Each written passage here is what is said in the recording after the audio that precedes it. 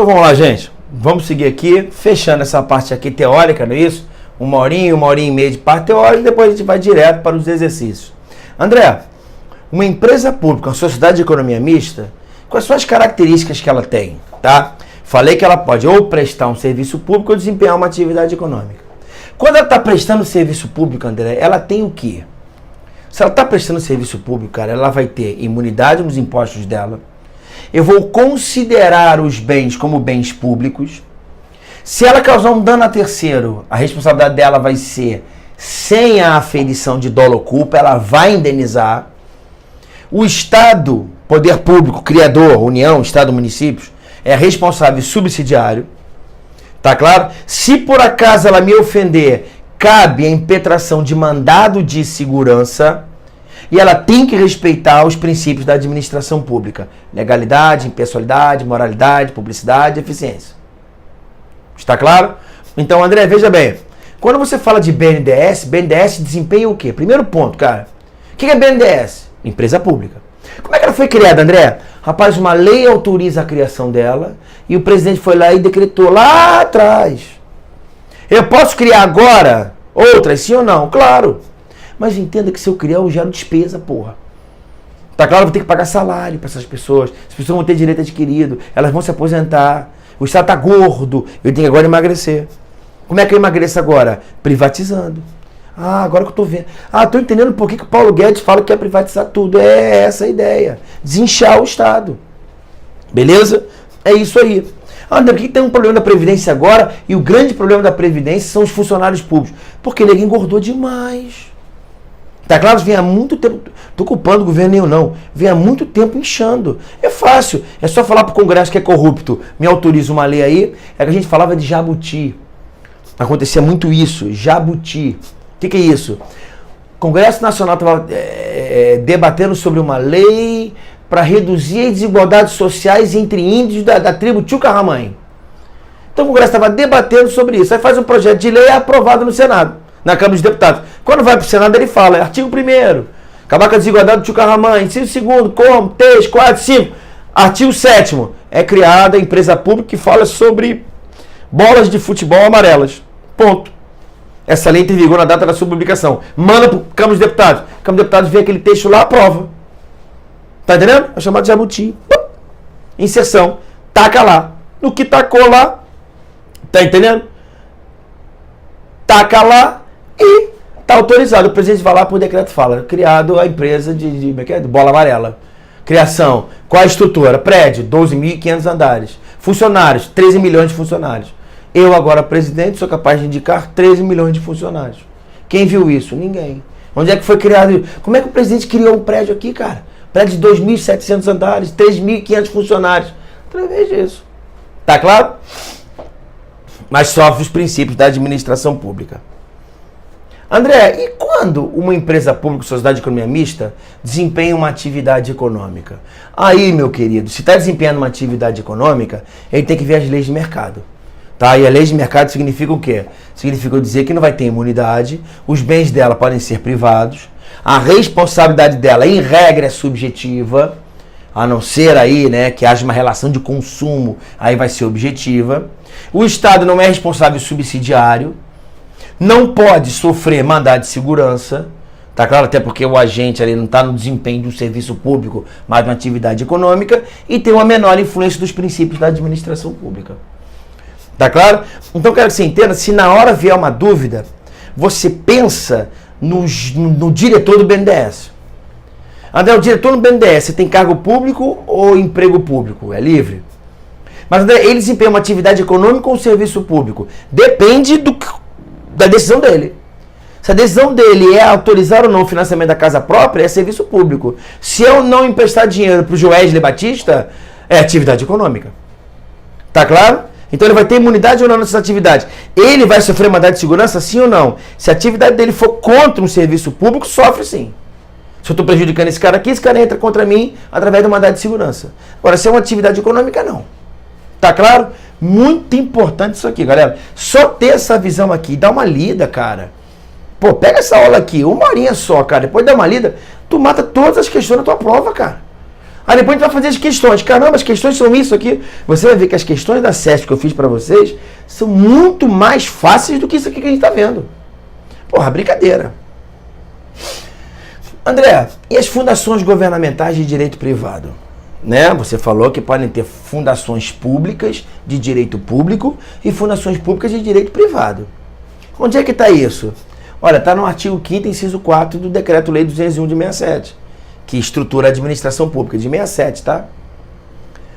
Fundação pública, a entidade dotada de personalidade jurídica de direito privado, sem fins lucrativos, criada em virtude de autorização legislativa para o desempenho de atividades que não exijam execução por órgãos ou entidades de direito público, com autonomia administrativa, patrimônio próprio gerido pelos respectivos órgãos de direção e funcionamento, custeado por recursos da União e de outras fontes. Então você tem aqui uma fundação pública, o que eu sublinharia aqui? Tá? Eu sublinharia aqui, já sabe, né? De direito privado. Apesar de ser uma fundação pública, ela pode ser de direito privado. Ou, evidentemente, se é uma fundação, não tem fim lucrativo. Não é isso? É setor público. Não é isso? O que é importante? A autorização legislativa. Tá claro? O que é importante? A autonomia, patrimônio próprio, gerido por ela mesma. Tá claro? E custeado por recursos da União. Poxa, André, tem que ter controle do Tribunal de Contas? Tem que ter, claro, né, galera? Beleza? Tá claro? Por isso que hoje tem autor aí, para mim o melhor autor, depois do Diogo de Figueiredo, o Celso Antônio Bandeira de Melo, ele não admite essas atividades, tá? Essas tais entidades, perdão. Prevalece sua possibilidade de criação. Então hoje, isso que eu estou falando para vocês, essas fundações públicas de direito privado, elas podem ser criadas, é o que prevalece na doutrina e na jurisprudência. Tá claro? Não podem titularizar serviços públicos, mas estão atualmente executar. Elas não são, as fundações públicas, elas não são titulares do serviço público, mas elas apenas executam. Tá claro? Integra a administração pública indireta e tal. Maravilha? Tranquilo? Aqui eu vou perder 5 minutinhos só com vocês, porque eu não acredito que caia para a tua prova isso. Tá? Estou fazendo um apanhado inicial, não é isso? É óbvio que no meu curso eu vou aprofundar tudo isso aí. Não é isso? Mas agora eu fico por aqui. Olha, quero falar só algumas coisas com vocês. Tá? André, e a BR Distribuidoras? O que é a BR Distribuidoras? Empresa subsidiária. Controlada pela empresa pública ou pela sociedade como é mista. Então, André, quem é que cria a BR Distribuidoras? Não sei não por enquanto, mas ela é criada pela Petrobras. Tá claro? Gás e Líquido, BR Distribuidoras. Tá claro? Autorização legislativa. Olha, autoriza-se a criação dela, não integra a administração, exceto se preencher os requisitos estabelecidos em lei. Na verdade, são subsidiárias da empresa que a criou. Tá claro? Depende da autorização. Artigo 37, inciso 20. Depende de autorização legislativa, em cada caso, a criação de suas subsidiárias de entidades mencionadas no inciso anterior, assim como a participação de qualquer delas em empresa privada. Tá claro? Então tem as subsidiárias. Se esqueceu, lembra da BR Distribuidoras. Fundações de apoio, queria só falar com vocês, não é no teu programa, tá claro? Fundações de apoio, pessoas jurídicas de direito privado. Tá? Só para ter uma noçãozinha rapidinha, são aquelas instituições federais de ensino superior e demais instituições científicas e tecnológicas. São as fundações de apoio. Tá bom? Só saber isso. André, existem aquelas entidades de pesquisa, não é isso? O INPEC, o CTPEC, né? São coisas de pesquisa, ou então de ensinos, tá claro? Escola Superior de Ensino. Quer dizer, às vezes o poder... Olha aqui, ó. De que trata a Lei 10.973, celebrar convênios e contratos nos termos do artigo 24 da Lei de Licitação, por prazo determinado, com fundações instituídas com a finalidade de apoiar projetos de ensino, como fundações, pesquisas, extensão, desenvolvimento científico, tecnológico, estímulo à inovação, inclusive na gestão administrativa e financeira necessária à execução desses projetos. André, para que serve isso? Pô, cara, para auxiliar as entidades federais de ensino e de pesquisa superior. Tá claro? O problema, por isso que nos governos anteriores, falava-se que está desenvolvendo pesquisa, mas isso tudo, galera, é com verba pública. Então sempre vai ter um lado dizendo o seguinte: olha, foi criada tal entidade. Essa entidade desenvolve pesquisa, com célula-tronco, pesquisa para combater a dengue, pesquisa para combater... Eu sei, tudo isso é ótimo, não é isso? Tem que ser criado várias? Com certeza, desde que não haja sacanagem. O que fala o outro lado? Foi criado esses institutos, porém tem sacanagem com o dinheiro público, tá claro? E você percebe que o dinheiro público vem justamente do artigo 37, inciso 20. Entes de cooperação, tá claro? Pessoas de direito privado tem que ter interesse social e não atividade não lucrativa. São os entes de cooperação, tá? Só que outras pessoas chamam, gente, de entidades paraestatais, tá? O que é paraestatal? Paralela ao Estado. Então você tem o Estado e tem todas aquelas entidades que correm paralelamente. Perfeito? Aí tem a controvérsia aqui, não cabe a gente falar. Não é isso? André, o que são as entidades paraestatais? Tá? Um bom exemplo são aquelas do sistema S. SESI, SESC, SENAI, SENAT, SEBRAE. Tá claro? Essa galera toda, jogo rápido, galera. Qual é a característica delas? Tá? Olha, são pessoas de direito privado, são criadas por autorização legislativa, autoriza, né? A lei autoriza que ela seja criada. Teoricamente, ela não tem fim lucrativo. Uma vez eu falei isso conversando, né? Não estava dando aula especificamente dessa matéria. Eu falei, olha, teoricamente, sem fim lucrativo não pode ter. E ele realmente ri. André, eu trabalho lá. Tá? Curso de formação de garçom, há 10 anos atrás, custava R$300. É óbvio que não tem fim lucrativo. Um curso com R$300 não há fim lucrativo. Tá claro? É só o custo mesmo, para o cara ter que ir lá, ar-condicionado ligado, professor pagando, sem fim lucrativo. Falei, André, hoje custa R$5.000. De R$300 para R$5.000. É óbvio que passou a ter fim lucrativo. Inclusive, já estamos investigando aí coisas que é a distribuição de lucro entre os seus dirigentes. Tá claro? Serviço de utilidade pública, é claro, você fazer um curso de formação de garçom, há uma utilidade pública gigante nisso, que eu tiro o cara de desemprego e melhoro o serviço de prestação para a população. Benefício para uma classe de profissionais, não pertence ao Estado, tá? O sistema S, SESI, SESC, SENAI, custeado por contribuições compulsórias. Agora a reforma trabalhista mudou isso, não é isso? Graças a Deus, não é isso? Você tinha até os sindicatos que faziam isso também, tá claro? Superávit e não lucro, devendo ser revertido para a finalidade. Por isso que eu critiquei para vocês. Teoricamente, se esses cursos derem lucro, André, o curso subiu de 300 para 500, para 5.000, mas todo esse lucro do curso pode ser redistribuído para os dirigentes? De jeito nenhum. Não tem finalidade lucrativa, tem que ser o quê? Reinvestido na entidade. Tá claro? Uma piada, é só o cara não redistribuir lucro, mas botar o salário dele de R$3.000 para R$70.000. Eu estou distribuindo lucro de uma forma disfarçada. Tá claro? Mas aí pega no teto. Pega no teto por quê? Porque a pessoa de direito privado. Tá claro? Não pertence ao Estado. Tá claro? Agora, realmente tem o controle do Tribunal de Contas, tem que ter um mínimo de controle nisso, tá? Olha que desgraça, contratação sem concurso público.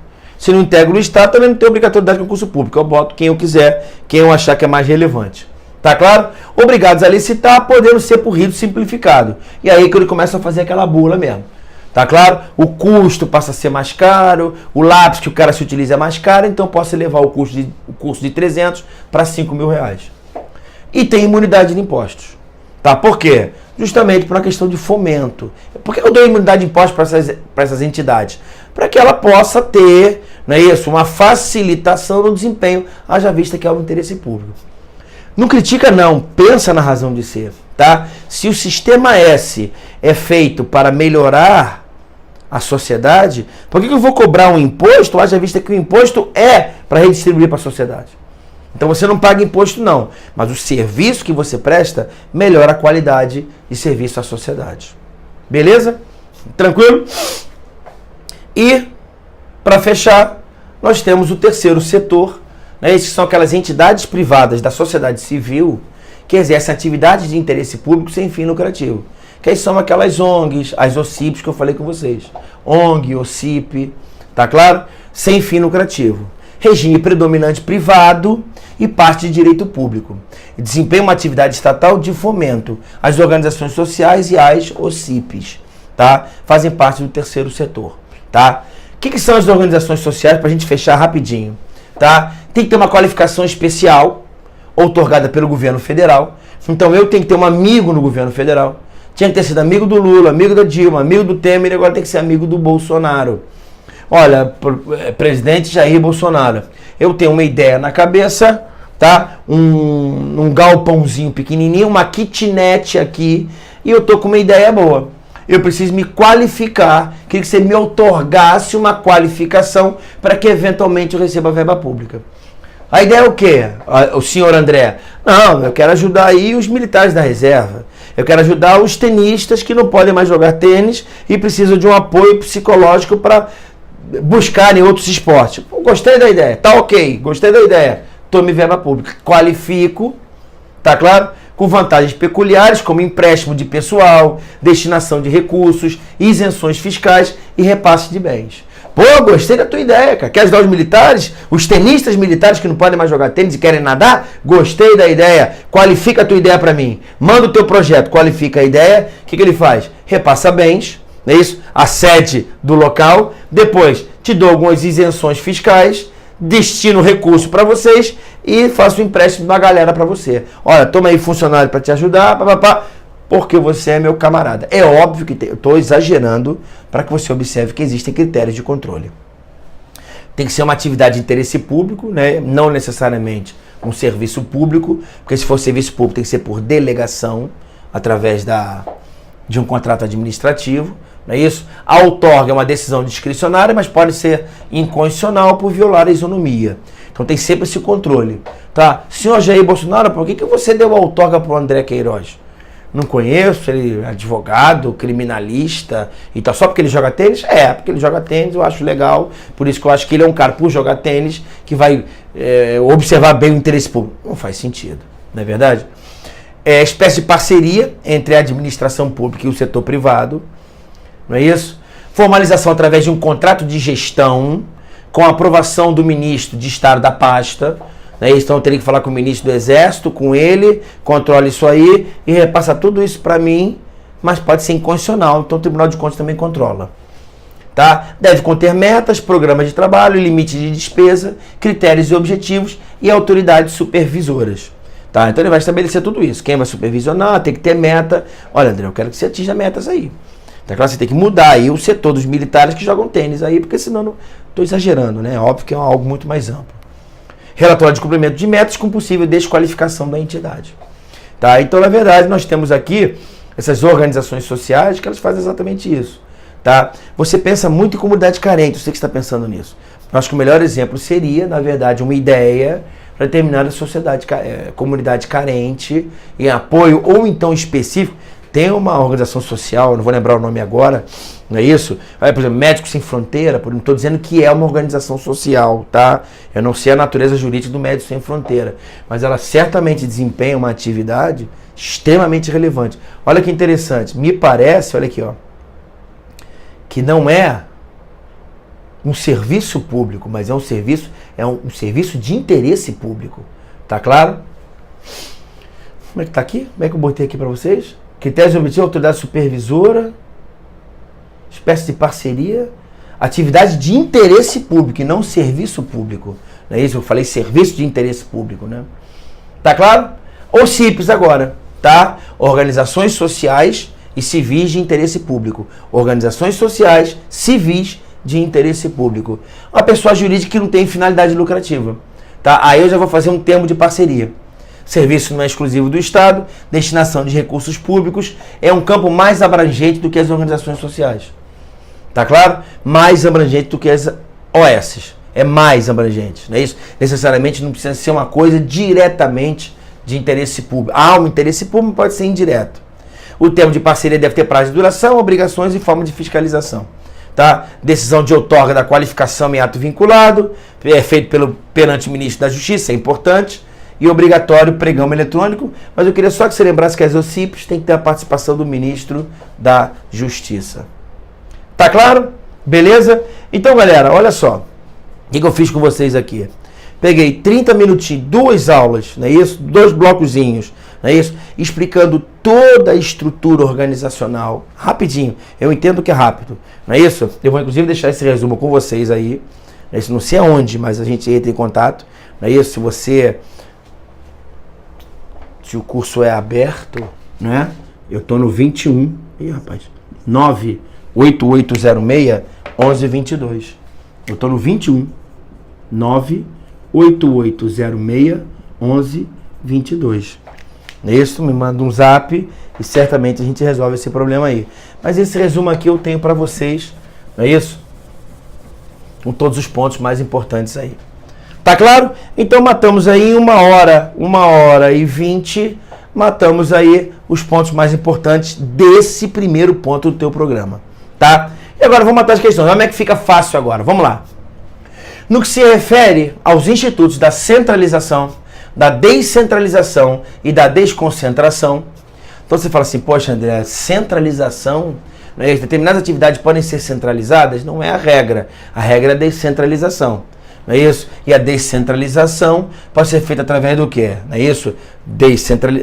Descentralização, que nasce uma nova pessoa jurídica em outros setores por ser um estado gerencial, e a desconcentração.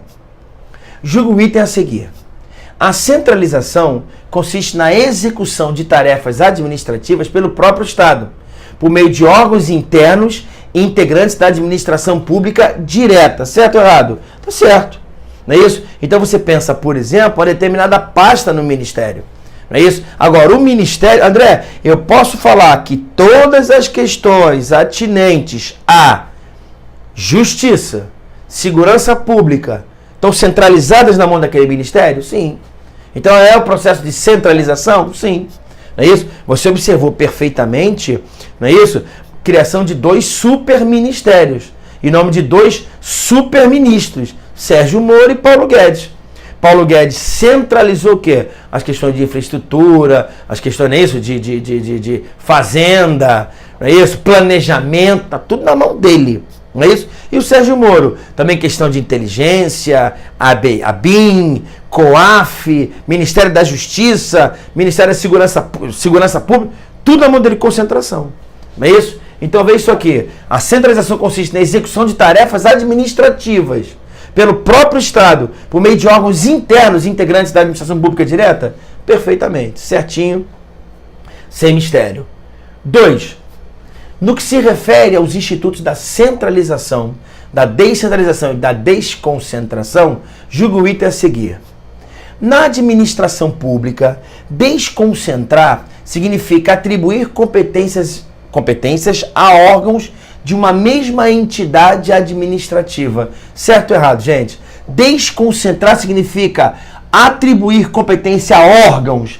Já sabe que sim, né? Desconcentração cria órgãos. Descentralização cria uma nova pessoa jurídica. Perfeito? Tranquilo?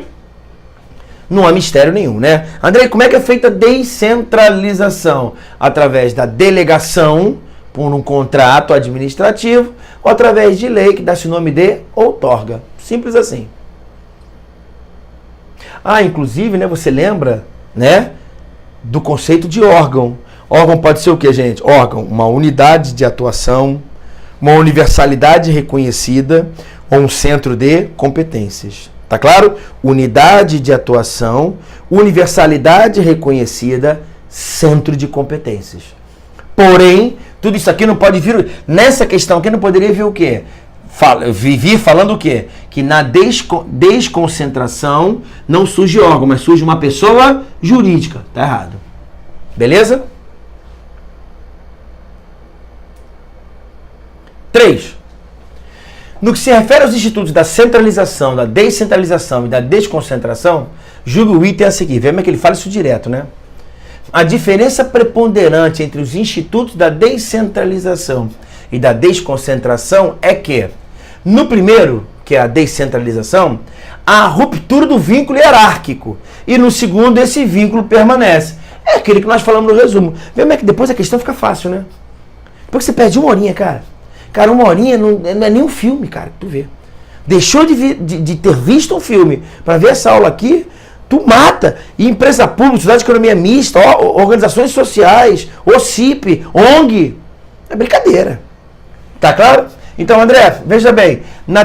Qual é a característica principal da descentralização? Se eu estou descentralizando, eu crio uma pessoa jurídica, ele faz o quê? Vai lá, malandro. Tá claro?